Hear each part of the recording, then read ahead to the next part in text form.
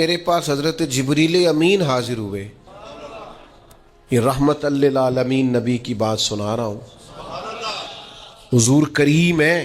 کریم فرماتے ہیں کہ حضرت جبریل آئے اور میں نے ابھی ممبر کی پہلی سیڑھی پر قدم رکھا تھا تو انہوں نے عرض کی یا رسول اللہ صلی اللہ تعالی علیہ وسلم ہلاک ہو جائے وہ شخص جو آپ کا نام سنے اور آپ پر درود و سلام نہ پڑھے. تو میں نے کہا آمین. پھر حضرت جبریل عرض گزار ہوئے یا رسول اللہ صلی اللہ تعالی علیہ وسلم وہ ہلاک ہو جائے جس نے بڑھاپے میں والدین کو پایا اور ان کی خدمت کر کے بخشش نہ حاصل کر سکا. میں نے کہا آمین. اور کریم فرمانے لگے پھر حضرت جبریل نے عرض کی یا رسول اللہ ہلاک ہو جائے وہ شخص جس کو زندگی میں رمضان ملا، جس کو اس ماہ نور و سرور شہر رمضان الذی انزل فیہ القرآن، رمضان کا وہ مہینہ جس میں ہم نے قرآن نازل کیا، جس کو ماہ مبارک، ماہ نور و سرور، ماہ طیب، ماہ مبارک رمضان ملا، پھر وہ اپنی بخشش نہ کرا سکا، وہ ہلاک ہو جائے. تو حضور فرماتے میں نے بھی کہا آمین. اللہ تعالی ہم سب کو محفوظ فرمائے. میں عرض کر چکا ہوں کہ جب ثواب بھی بڑھا دیا گیا اور جب طاقت بھی بڑھا دی گئی عبادت کی اور جب برکتیں بھی زیادہ ہو گئیں، نعمتیں بھی زیادہ ہو گئیں، رکاوٹ ڈالنے والا، رخنا ڈالنے والا شیطان بھی قید کر دیا گیا، تو اب بھی کوئی شخص اگر توجہ ہی نہ کرے، رجوع ہی نہ کرے، تو پھر اس کے لیے یہ حکم آیا کہ وہ ہلاک ہو جائے، پھر وہ برباد ہو جائے. جب اتنی سعادتیں موجود ہیں، اتنے بندوبست کیے گئے ہیں، جنت کو سجایا گیا ہے. رمضان شریف میں 2-4 کام ضرور کرنے. ایک تو روزہ رکھنا ہے.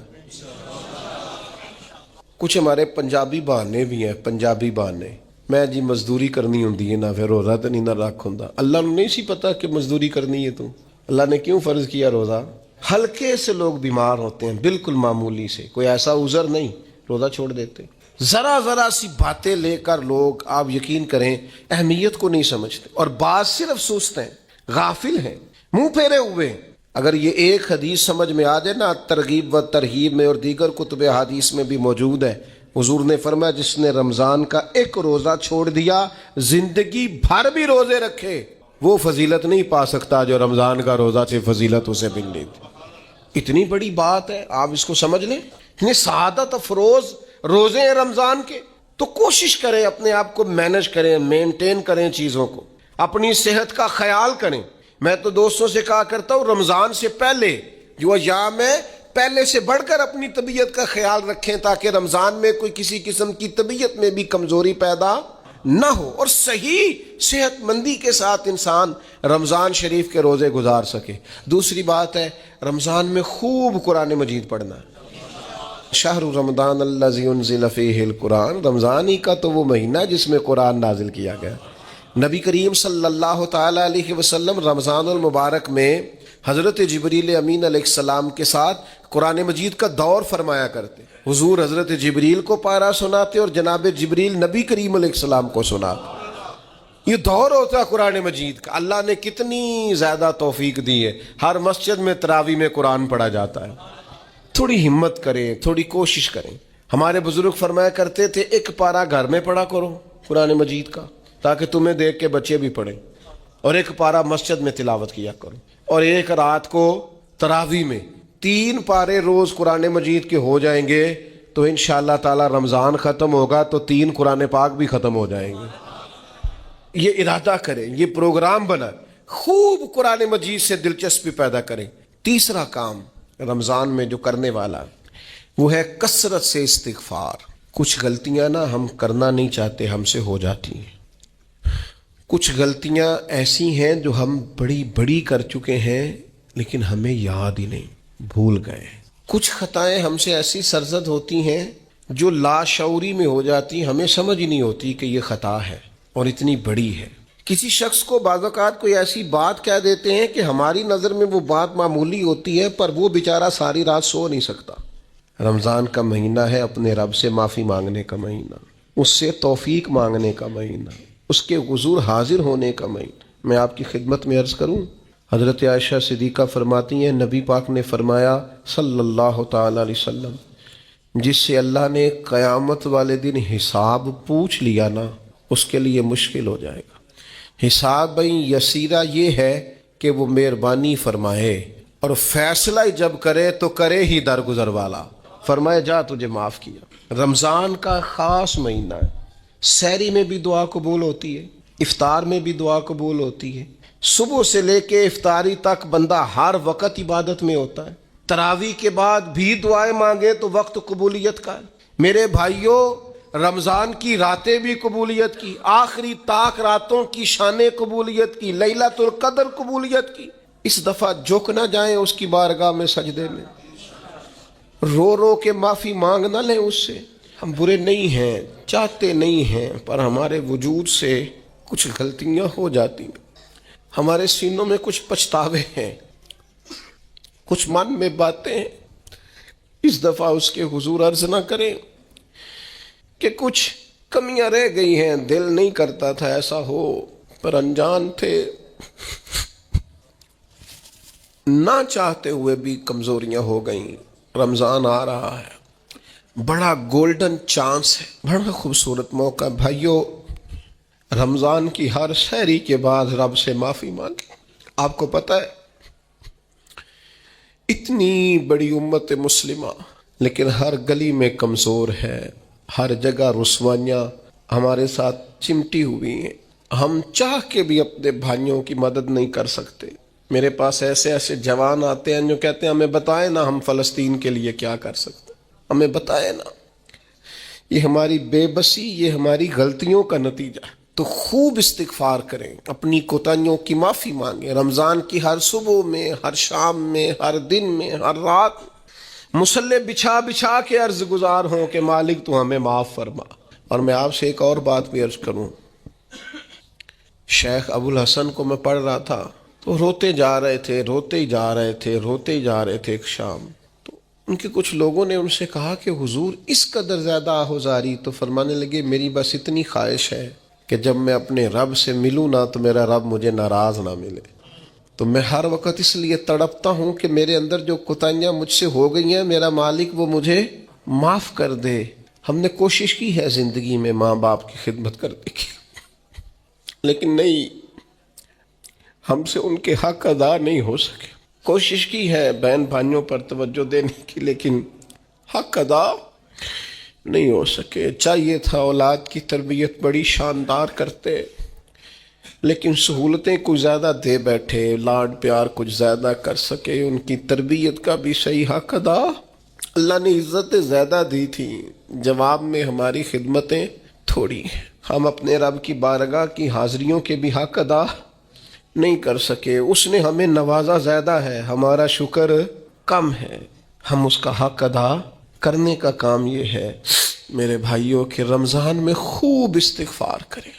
ہم سے جو کمیاں رہ گئی ہیں اس پورے ماہ مبارک میں، اپنے مالک سے عرض کریں کہ مالک اس ماہ مبارک میں جنہیں تو معاف کرنے والا ہے ان میں ہمارے بھی نام شامل فرما، ہمارے بھی نام شامل فرما۔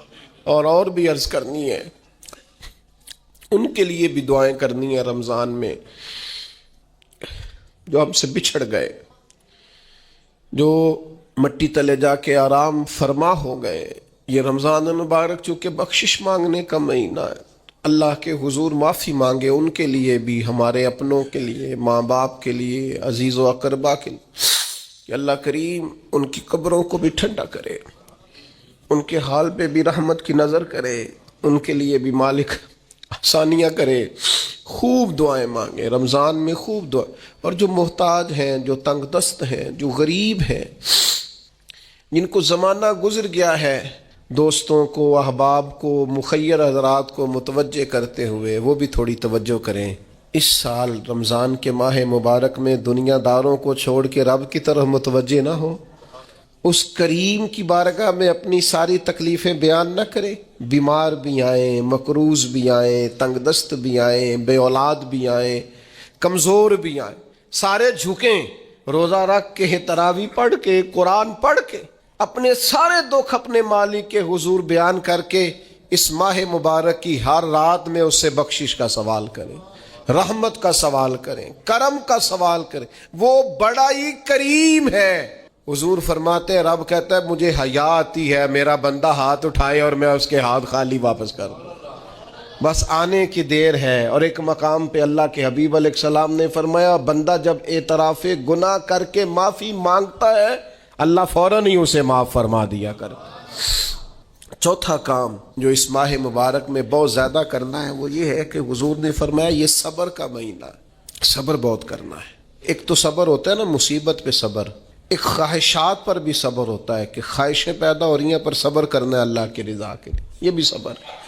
نیکی پر استقامت کے لیے بھی صبر کی ضرورت ہوتی، گناہ چھوڑنے کے لیے بھی صبر کی ضرورت ہوتی۔ آپ کے پاس مواقع موجود ہے معاذ اللہ برائی کے، لیکن اگر آپ صبر کرتے ہیں اللہ کی رضا پہ راضی رہتے ہیں تو یہ بھی صبر ہے۔ نبی پاک علیہ السلام نے روزہ دار کو صبر کرنے کا کہا، فرمایا کہ تو تم نے کوئی بیہودہ بات نہیں کرنی، کوئی گالم گلوچ نہیں کرنی، اور اگر کوئی تم سے لڑائی جھگڑا کرے کوئی بیہودہ بات کرے تو تم نے کیا کہنا ہے؟ انی صائم مرتین، تم نے 2 مرتبہ کہنا ہے بھائی میں تو روزہ دار ہوں۔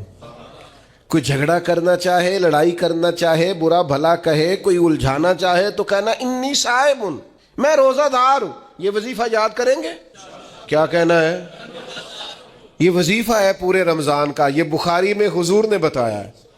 کوئی جھگڑا کرے گھر کے باہر بھی اور گھر کے اندر بھی، کوئی جھگڑا کرنے لگے، جھگڑا ہونے لگے تو کہنا انی صائم، میں، اور ایک دفعہ نہیں کہنا مرتین، حضور نے فرمایا 2 دفعہ کہنا میں روزہ دار ہوں، میں کوئی جھگڑا نہیں کروں گا، کوئی فساد نہیں کروں گا، کسی بیہودہ بات کا جواب نہیں دوں گا۔ کیوں؟ اس لیے کہ میری ایک شان ہے، میں روزہ دار ہوں، میں اس وقت ایک منصب پر فائز ہوں، میں روزہ دار ہوں۔ یہ وظیفہ پکانا ہے ہر بیہودہ بات سے، ہر جگہ۔ اور حضور علیہ السلام نے فرمایا، یہ بھی بخاری میں موجود ہے، فرمایا جس نے جھوٹ بولنا اور اس پر عمل کرنا نہیں چھوڑا اللہ کو اس کے بھوکا پیاسا رہنے کی کوئی حاجت نہیں ہے۔ جھوٹ ہی نہیں چھوڑا اس نے، ابھی بھی جھوٹ بول رہا ہے، روزہ رکھ کے بھی جھوٹ پر عمل کر رہا ہے، اللہ تعالیٰ کو اس کے بھوکا پیاسا رہنے کی کوئی حاجت نہیں ہے۔